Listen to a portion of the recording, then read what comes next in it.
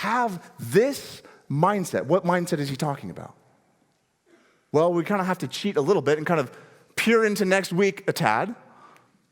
It's this mindset of Christ emptying himself. It's this mindset of Christ laying his life down for you and for me.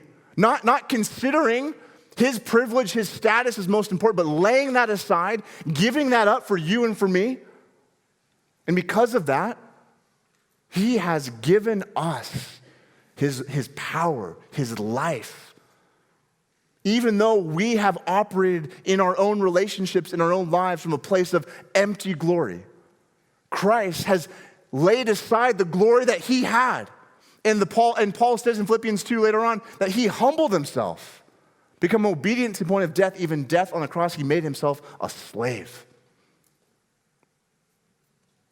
Jesus, Paul is saying, did the exact opposite of operating in empty glory.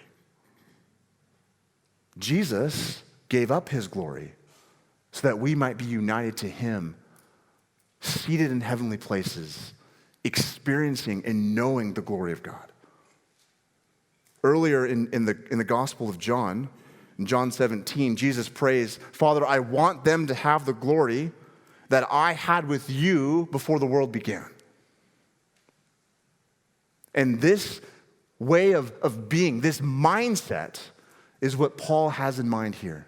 That unless you are united to Christ, and unless you are operating from this sort of mindset, not just as a pure example, but because you recognize Jesus as your Savior, therefore you have the empowerment to live this out, this is the only way that we can access and have and enjoy this way of being and living in community.